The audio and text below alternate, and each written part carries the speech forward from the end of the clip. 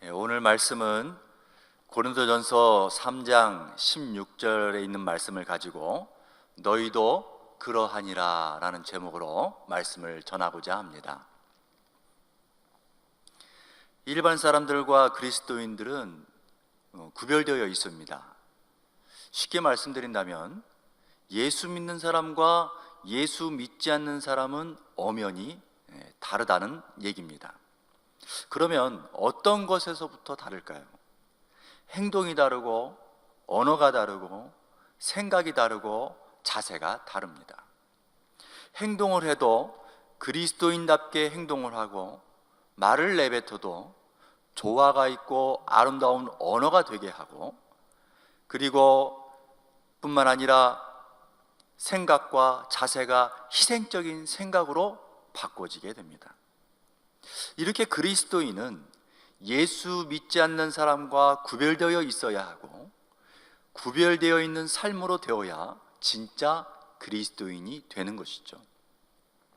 만약 말로만 믿음 강조하고 말로만 하나님의 영광이라고 하고 말로만 하나님의 뜻이라고 말하면서 행동과 언어와 생각과 자세가 따라주질 못하면 그 사람은 거짓 그리스도인이 되고 마는 것입니다. 여러분, 여기에서 한번 질문을 해보겠습니다. 여러분은 참된 그리스도인이 맞습니까? 아니면 거짓 그리스도인이 맞습니까? 누구나 이 질문 앞에 주저하고 있는지 모르겠습니다. 나는 과연 참된 그리스도인인가? 아니면 거짓 그리스도인인가? 여러분, 뭘로 나 자신을 판단하시겠습니까? 이런 질문 앞에 눈동자가 흔들리고 마음이 흔들리는 그리스도인이 대부분일 거라고 생각이 듭니다. 그런데 여러분, 왜 그런 줄 아십니까? 그것은 나의 모습에 문제가 있다라는 것을 증명하는 것이죠. 더 쉽게 말씀드리면 사람은 어쩔 수 없이 죄인이라는 사실을 증명하는 것입니다. 즉 이것은 죄가 없는 사람이 하나도 없다라는 것이죠. 그렇다면 그만큼 그리스도인은 겸손해야 해야 되고, 또 뿐만 아니라 그만큼 행동과 언어와 생각과 모든 자세가 하나님 앞에 믿음으로 바로 설 수 있도록 겸손해야 한다라는 것입니다. 그런데 그리스도인들은 자신의 모습, 자신의 처지가 참 악한 존재임에도 불구하고 그러든지 말든지 말로만 구별된 삶을 살기를 별로 좋아하지 않는 것을 보게 되죠. 그리고서는 모습만 그리스도인이고 말로만 그리스도인이라 하고 행동과 언어와 모든 생각과 자세는 여전히 자신의 마음대로 자신의 감정대로만 움직이는 연약한 인간이 되고 있다는 겁니다. 그렇기 때문에 그 짧은 질문 앞에서도 그 마음과 눈동자가 흔들릴 만큼 우리의 존재는 전적으로 하나님을 의지할 수밖에 없는 존재라는 사실을 우리는 인정해야 합니다. 그리고 하나님 앞에 전적으로 엎드려야 합니다. 여러분, 오늘날 보십시오. 오늘날 하나님 앞에 엎드린다라고 하는 교계와 교회가, 그리고 기독교가, 그리고 그리스도인들이 얼마나 하나님 앞에 엎드리고 있다라고 생각을 하고 계십니까? 하나님 앞에 엎드린다라고요? 아니요, 전혀 그렇지 않습니다. 전부 다 자기 소리를 내고요, 전부 다 하고 싶은 이야기 다 합니다. 그리고 자기가 하고 싶은 행동대로 다 합니다. 그리고서는 무슨 그리스도인이라고 말할 수 있겠냐라는 거죠. 여러분, 예수님이 그리하셨을까요? 예수님은 말없이 십자가를 지신 분이십니다. 예수님이 세상에 엎드린 것은 세상을 구원코자 하는, 세상의 구원을 위해서 엎드린 것이죠. 자신을 향해 온갖 모욕과 갖은 고통을 안겨다 준 핍박하는 자들에게 엎드린 것은 그들의 영혼이 불쌍하고 그들의 영혼이 구원받기를 바라는 간절한 희생이 있었기 때문에 가능한 것이었습니다. 그런데 여기에 무슨 변명이 필요 있겠습니까? 여기에 무슨 자기 소리를 낼 수 있냐라는 거예요. 아니라는 거죠. 예수님 자체 스스로는 변명이나 자기 소리를 내는 것이 전혀 필요 없었다라는 것입니다.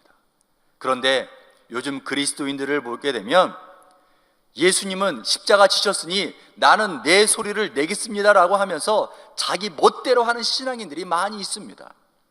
그리고서는 정의를 외친다라고 하고서는 행동은 자기 멋대로 폭력을 행하고 분쟁을 일으키고 분열로 나아가는 그런 신앙인들이 너무 많이 있음을 보게 됐죠. 과연 이런 모습들이 예수님의 십자가를 따라가는 것인가? 우리는 곰곰이 아주 깊이 생각해 볼 문제인 것입니다. 여러분, 우리는 왜 예수님의 십자가를 가지고 장난을 치고 있는 것일까요? 자기가 덫을 놓고 자기가 만든 이기심 때문에 문제가 생긴 것을 복음이라고 말하고 또 말씀이라고 말하고 이것을 진리라고 말하고 하는 이 거짓말 때문에 지금 교회가 멍들어가고 있다는 사실을 알고 계십니까? 예수님의 십자가가 과연 이런 그런 의미일까요?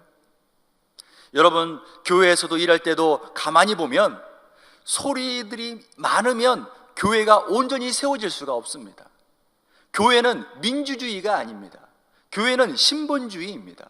신본주의는 하나님의 말씀에 입각해서 거룩하고 정직하게 하나님의 말씀 따라 순종하며 나아가는 것이 신본주의인 것이죠. 목사 마음대로, 장로 마음대로, 권사 마음대로 각각 자기가 하고 싶은 마음대로 나르두는 것이 교회가 아니라는 거예요. 그래서 교회 일을 하다 보면 답답할 때가 너무나도 많이 있습니다. 소리들이 너무 많아서 오히려 교회를 세우려는 것이 아니라 교회의 질서를 무너뜨리는 부분들이 많이 있다는 거죠. 사랑하는 여러분, 과연 우리 자신은 어떻습니까? 혹시 자기 소리를 내어서 교회의 질서를 흔들어 놓는 사람입니까? 아니면 겸손히 자기 자신을 돌아보면서 순종하여 교회의 질서를 온전히 세워나가는 사람입니까? 이 질문은 굉장히 우리에게 중요한 질문입니다. 여러분, 오늘 말씀을 보십시오. 고린도전서 3장 16절의 이 말씀은 우리가 그리스도인임을 증명하는 그런 아주 중요한 말씀입니다. 너희가 그리스도인이냐? 그렇다면 너희 안에 성령이 계신 것을 알지 못하느냐라고 우리에게 말씀하고 있는 것입니다. 그리스도인이라면 성령이 그 안에 계셔서 하나님의 사역을 세워가도록 인도하시는 것이죠.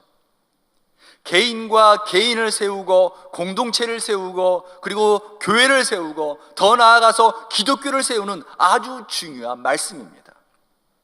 만약 지금 우리 개인이나 공동체가 교회가 또 기독교가 세워지지 않고 계속해서 큰 어려움을 당하고 있다면 여러분, 우리는 회개부터 시작해야 하는 것입니다. 가장 먼저 내가 문제가 되는 것을 생각하는 사람이 성령이 그 안에 계셔서 역사하시는 것이죠. 그래서 각자 자신이 회개를 해야지만이 살 길이 되는 것입니다. 본문 이후에 17절 말씀을 보시기 바랍니다. 누구든지 하나님의 성전을 더럽히면 하나님이 그 사람을 멸시하리라. 하나님의 성전은 거룩하니 너희도 거룩하라고 말씀하고 계시는 것입니다. 하나님의 성전은 바로 성령이 내주에 계시는 우리의 마음을 향해서 말씀하고 있는 것입니다. 우리의 마음이 더럽혀지면 하나님이 멸시하게 되니 당연히 사람들에게 더욱더 미움을 받고 사람들에게 고통을 받고 사람들에게 핍박을 받아서 더한 어려움을 겪게 되는 것입니다. 그러나 하나님의 성령이 우리 안에 계신 것을 아는 자라면, 그것을 믿는 자라면 하나님에게 사랑받는 것은 물론이고 모든 사람들에게도 칭송받는 자가 되는 것이죠. 본장에 이어 그 다음에 말씀이 일꾼에 대해서 말씀하시는 것을 보게 되면 이것이 바로 하나님의 일꾼이라는 사실을 알게 되는 것입니다. 하나님의 일꾼은 그냥 되는 것이 아니라 그 마음에 성령이 계신 것을 믿는 것, 그 안에 성령이 계신 것을 아는 사람이기 때문에, 그렇기 때문에 이것이 바로 하나님의 일꾼이다라고 그 다음 장에서 말씀해주고 있는 것입니다. 이것이 바로 진리의 말씀이죠. 더불어서 말씀드린다면 여러분, 복음을 전하여 핍박을 받는 것과 또 자기 자신의 욕심 때문에 핍박을 받는 것을 우리는 구별할 줄 알아야 합니다. 복음 때문에 핍박을 받는다라는 것은 하나님의 진리의 말씀을 내세울 때에 그 진리의 말씀을 거부하는 사람들로 인하여 핍박을 받을 수가 있습니다. 하나님의 말씀 자체가 거부가 되는 부분 때문에 핍박을 받을 수는 있습니다. 하지만 대부분 보게 되면 하나님의 말씀이 순수하게 전해지지 않고 자기 생각 때문에, 자기의 행동 때문에, 자기의 못난 것 때문에, 이런 자기의 욕심을 내세우기 때문에 100% 핍박을 받게 되는 것이죠. 성령이 내 안에 내주에 계시면 사람들이 마음의 감동이 되고 연합이 되고 그 기쁨이 회복이 되고 평화가 회복이 되게 되는 것이죠. 그러나 자기의 욕심으로 인한 핍박은 분노가 일어나고 분쟁이 일어나고 분열이 일어나게 되는 것입니다. 그런데 이것을 구별하지 못하고 그리스도인이 그리스도인답게 살지 못하여 일어나는 그런 다툼과 분쟁을 때문에 자기 자신은 회개할 생각은 하지 아니하고 맨날 당신이 회개하고 당신이 사탄이고 당신이 마귀라고 퍼부으면 그 문제는 절대로 해결될 수가 없는 것입니다. 내가 나답게 살지 못해서 일어난 것은 내가 회개하고 내가 먼저 소문을 내밀어서 내가 미안하다라고, 내가 죄송하다라고 해야 되는 것이 맞는 것입니다. 내가 미안하고 내가 죄송하다라고 말을 해도 상대의 마음이 바뀔까 말까 할 처지에 있는데도 불구하고 끝까지 나는 옳고 당신은 틀렸다라고 말을 하기 때문에 모든 문제가 해결되기가 어려운 것이죠. 사랑하는 여러분, 우리 그리스도인들은 정말 정신 차리고 회개의 길로 나아갈 수 있어야 합니다. 내 안에 내주에 계시는 성령님이 기뻐하고 평화로 가져다 줄 수 있도록 우리는 회개의 길로 나아갈 수 있어야 합니다. 본문 17절 후반절에서도 하나님의 성전은 거룩하니 너희도 그러해야 한다라고 마땅히 말씀해주고 있듯이 우리는 회개하여 하나님의 거룩함을 회복할 수 있어야 합니다. 사랑하는 여러분, 이제는 우리의 마음의 거룩함을 회복하는 시간을 가졌으면 좋겠습니다. 너무나 어려운 이 시국에서, 그리고 교회의 어려움의 상황에서, 그리고 우리의 각 개인의 힘든 삶 속에서 우리가 살 길이 무엇이냐? 그것은 바로 진정으로 회개하는 길로 나아가는 이 길뿐인 것이죠. 여러분들 가정에, 그리고 우리의 교회와 또 우리 한국 교회와 그리고 기독교에 진정으로 회개가 일어날 때에 오늘 본문의 말씀처럼 하나님의 성전인 거룩한 마음을 되찾고 회복하는 역사가 있다는 사실을 우리는 꼭 기억해야 할 것입니다.